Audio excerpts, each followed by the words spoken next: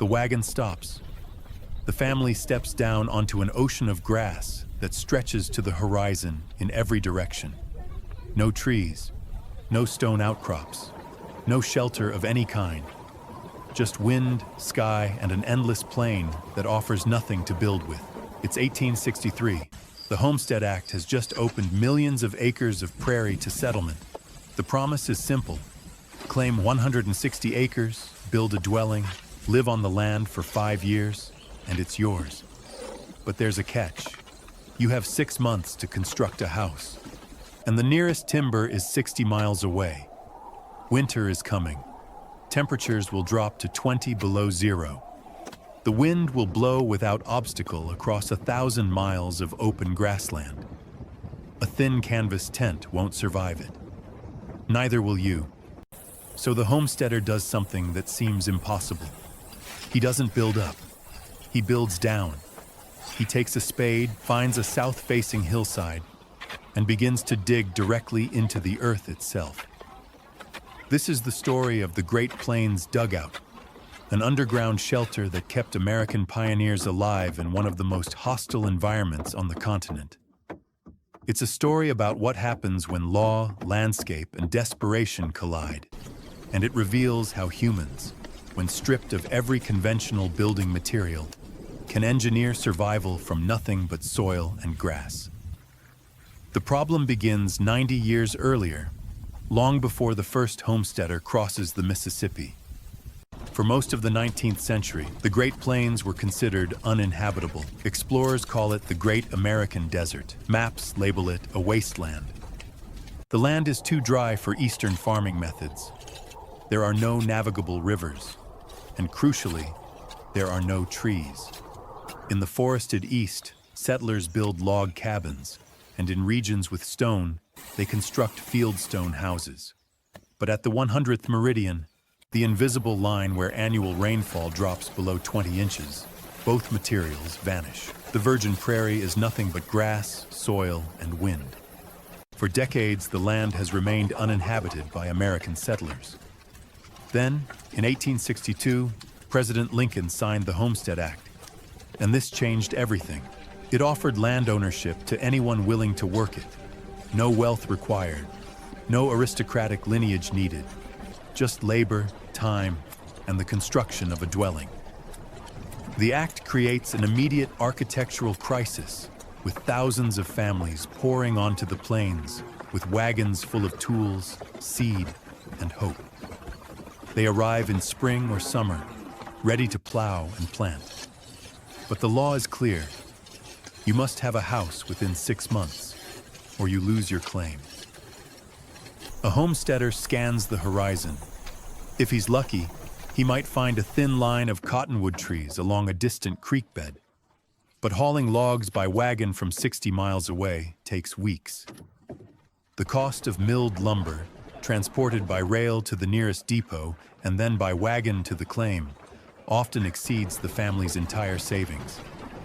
A door frame alone might cost what they budgeted for 6 months of food. So the settler does what humans have always done when the environment offers no options. He looks at what's actually there. You see, beneath his feet is the prairie itself. This is not the thin, fragile grass of a modern lawn, but a biological structure that has been evolving for thousands of years. Buffalo grass, bluestem, little bluestem. These native species send roots 4 inches deep, sometimes more, creating a dense, interwoven mat that can survive drought, flood, and fire. This root system is so tough that it resists the plow. Early settlers trying to break virgin prairie often find their plows snapping against the fibrous tangle. The roots are woody, almost rope-like in appearance. They bind the soil together with a tensile strength that farmers from the East have never encountered. However, this density also presents an opportunity. If the roots hold the soil together so tightly, they can be cut into blocks. And if those blocks hold their shape, they can be stacked. The settler borrows a breaking plow from a neighbor. It's a massive iron implement designed specifically to slice through the root mat. He hitches it to a team of oxen and begins. The plow turns over a continuous ribbon of sod, roots, and all. The earth comes up in one long, heavy strip. He cuts this ribbon into manageable pieces with a spade. Each block is 3 to 4 inches thick, 12 to 18 inches wide, and 2 to 3 feet long. The blocks are heavy and dense, with moisture and soil. A single sod brick can weigh 50 pounds or more. But to build a house measuring 14 by 16 feet, he'll need the sod from roughly 1 acre of land, several tons in total. However, before he can stack them into walls, he must first build the foundation. And the foundation is not made of stone or poured concrete. It's a hole in the ground. He finds a low hillside with a southern exposure. The south-facing slope is critical. In winter, it will catch whatever sunlight is available. More importantly, it will be shielded from the brutal north winds that sweep down from Canada with nothing to stop them. He begins digging. The excavation is typically 10 feet deep and 14 feet wide, extending back into the hillside. The work is backbreaking. Prairie soil, densified by millennia of root growth, resists the spade. But after days of labor, he has carved a rectangular cavity into the earth. Now he has 3 walls for free, the hillside itself. He only needs to close off the front. He lays the sod bricks in courses, grass side down. This orientation is crucial. Placing the grass face downward creates a flat stacking surface and minimizes erosion from rain. The roots, still partially alive, will seek moisture and nutrients. Over time, the roots of adjacent bricks will grow together, effectively knitting the wall into a single, continuous structure. Every 3rd or 4th course, he lays bricks crosswise, perpendicular to the wall's length. This transverse bonding ties the inner and outer faces of the wall together, preventing them from separating under their own weight.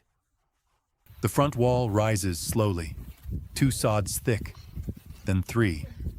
The wall is now 2 feet deep, a massive thermal barrier. But he leaves gaps, 1 for a door, 1 for a window.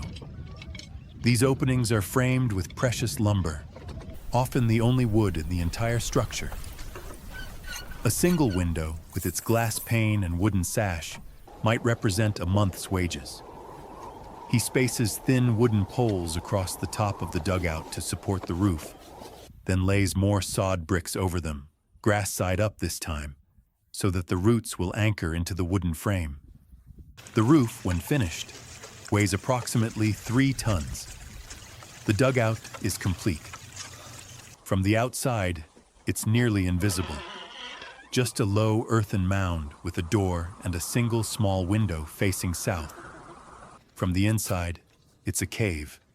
Dark, damp, but crucially, thermally stable. The science behind this stability is elegantly simple. The earth has thermal mass. Unlike wood, which heats and cools rapidly, soil absorbs heat slowly and releases it slowly. This property is called thermal inertia. During the day, sunlight warms the exterior of the structure, but the thick sod walls absorb this heat without allowing it to penetrate quickly to the interior. At night, when the outside temperature plummets, the walls release their stored warmth inward. The result is a profound temperature lag. While the surface of the prairie might swing 60 degrees between day and night, the interior of the dugout remains remarkably constant. It typically stabilizes near the region's annual average temperature. In the winter of 1870, a homesteader in Nebraska records exterior temperatures of 20 below zero. Inside his dugout, with only a small fire of buffalo chips, dried manure being the only available fuel, the temperature hovers near 40 degrees Fahrenheit. Uncomfortable, certainly, but survivable. Research into earth-sheltered structures confirms this effect. Heat loss through transmission in a well-built dugout is approximately 20% lower than in an above-ground wooden house of equivalent size. For a family that has no access to coal or timber, this efficiency is the difference between life and death. But the thermal advantage comes with costs. The walls, freshly cut from the prairie, are saturated with moisture. It takes months, sometimes a whole year, for them to dry out. During this period, the interior is profoundly humid. Condensation beads on every surface. Clothing grows damp, bedding mildews. Worse, the walls are alive. Not metaphorically, literally. The grass roots are still embedded in the sod, and those roots, along with the soil they bind, create habitat. Mice tunnel through the walls. Spiders nest in the crevices. Snakes, seeking warmth, slide into gaps in the brickwork. Bedbugs colonize the wooden bed frames. Pioneer diaries are filled with accounts of this cohabitation. A woman in Kansas writes of sweeping her dirt floor 3 times a day and still finding it covered in a fine layer of dust by evening. Another describes waking to find a snake draped across her muslin ceiling, having fallen from the roof during the night. The muslin ceiling itself becomes a standard feature. It's a length of cloth, usually unbleached cotton or canvas, stretched across the interior and tacked to the wooden roof supports. Its purpose is purely defensive. It catches the dirt, insects, and occasional snake that fall from the sod roof above. Twice a year, the cloth is taken down, washed, and rehung. This is called the war with dirt, and it's a war that cannot be won, only endured. The floor is packed earth. The homesteader's wife sweeps it daily and occasionally sprinkles it with water to keep the dust down. Over time, the constant foot traffic compresses the dirt into a surface nearly as hard as clay. But it never stops being dirt. Furniture is minimal and improvised. Beds are constructed by driving forked tree limbs brought from distant stream beds into the sod walls. Wooden slats span between them, creating a sleeping platform that saves floor space. Tables are built from the packing crates used to transport goods from the east. Chairs, if they exist at all, are often just sections of a log stood on end. Light is scarce. The single south-facing window provides illumination during the day, but it's small. Large glass panes are prohibitively expensive and fragile. At night, the family relies on kerosene lamps if they can afford the fuel, or makeshift lanterns made from tin cans with holes punched in the sides. Some families stretch greased paper over wooden frames as a translucent substitute for glass. Ventilation is nearly non-existent. The door and single window provide the only air exchange.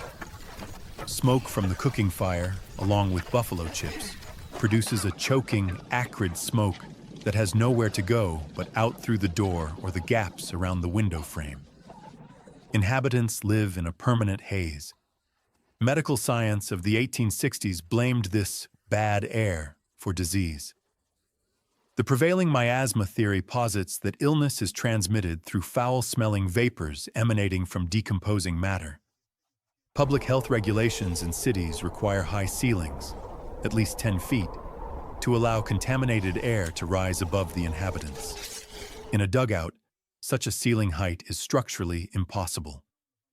The weight of the sod roof makes tall walls unfeasible, so the inhabitants live in a space with a ceiling barely 6 feet high, breathing air thick with smoke, humidity, and the smell of damp earth. Yet they survive. Not comfortably, but consistently. The dugout is not unique to the American plains. Humans have been building underground for tens of thousands of years. In Iceland, the same problem produces the same solution. Viking settlers arrive in the 9th century to find an island almost entirely devoid of trees. Like the American homesteader, they must build with what the land provides. They develop the turf house, a structure nearly identical in principle to the plains dugout. Icelandic turf, called torf, is cut into thick blocks and stacked using techniques with their own vocabulary. Klumbrunaus refers to angled blocks arranged in a decorative herringbone pattern that also provides structural reinforcement. Strengur describes thin layers of turf placed between stones to create a level bed for the next course. The result is a building that is both functional and, by local standards, aesthetically refined. But there's a critical difference. In Iceland, turf houses are used by all social classes. A wealthy farmer's status is conveyed not by the exterior material. Everyone uses turf. Status comes from the interior. Imported timber, rare and precious, is used to panel the inside walls of a high-status home. The turf on the outside is merely practical. In America, the opposite is true. The sod house marks you as poor. It's a structure of pure necessity, occupied only by those who cannot afford lumber. The moment a homesteader accumulates enough capital, he abandons the dugout and builds a wood frame house. The soddies are left to collapse back into the prairie. This social stigma is pervasive. A Nebraska woman writes that she is ashamed to invite neighbors into her dugout. She describes it as living like an animal in a burrow. The architecture that keeps her alive also marks her as failing to achieve the standards of Victorian domesticity. Yet, despite the discomfort, despite the vermin, the damp, and the stigma, the dugout fulfills its purpose. Families survive their first winter. They plant crops. They prove up their claims. And in the process, they develop rituals. The construction of a dugout requires labor that exceeds what a single family can provide. Moving tons of sod, digging deep into compacted prairie soil, and raising heavy roof beams. These tasks demand cooperation. So homesteaders organize sod house raisings, events where neighbors gather to complete a structure in a single day. These gatherings serve a dual purpose. They accomplish necessary work, but they also create social bonds in a landscape so vast and empty that isolation becomes a psychological threat. A family might live 10 miles from the nearest neighbor, seeing no one but their own household for weeks at a time. The house raising is a lifeline, a reminder that others are out there, struggling through the same hardships. Once the house is complete, the community returns for a housewarming. But this is not merely a celebration, it's a functional event. The dirt floor, although swept and smoothed, remains loose and dusty. It needs to be packed hard. So the homesteader tunes his fiddle, and the neighbors dance. They stamp and turn, stepping in time to reels and jigs. The repetitive impact of dozens of feet pounds the floor into a dense, durable surface. By the end of the night, the floor has been transformed from loose dirt into something approaching clay. The dance, then, is both ritual and engineering. The celebration accomplishes work. The work becomes a celebration. This fusion of labor and festivity reflects a broader truth about life on the plains. Everything serves multiple purposes. The muslin ceiling catches dirt and also provides a surface that can be washed, giving the interior a semblance of cleanliness. The thick sod walls insulate against the cold and also muffle the sound of the relentless wind. The south-facing door admits light and also creates a passive solar heating effect. Nothing is wasted. Nothing is purely decorative. By 1870, tens of thousands of sod structures dotted the plains. Dugouts are the most common, but freestanding sod houses also appear. These are structures built entirely above ground, with walls 3 sods thick and roofs of layered sod supported by timber frames. These houses are more spacious and better ventilated than dugouts, but they require more materials and labor. The freestanding sod house represents a refinement of the technique. Builders develop sophisticated methods to ensure structural integrity. They leave a gap of several inches above door and window frames, stuffed with rags or loose grass. This space allows the walls to settle as the sod compresses under its own weight, without crushing the wooden frames or shattering the precious glass panes. They shave the interior walls smooth with a sharp spade, then plaster them with a mixture of clay, ashes, and water. This coating seals the earthen bricks against wind infiltration and reduces the amount of dirt that flakes off into the living space. They orient the ridgepole of the roof to run east-west, so that the prevailing north and south winds strike the roof at its strongest axis rather than its weakest. These are not crude shelters thrown together in desperation. They are carefully engineered structures, adapted to a specific environment through a process of iterative trial and error. But they are also temporary. The life expectancy of a sod house is 6 to 7 years. After that, the organic material begins to decompose. The grass roots lose their binding strength. The walls slump. The roof sags.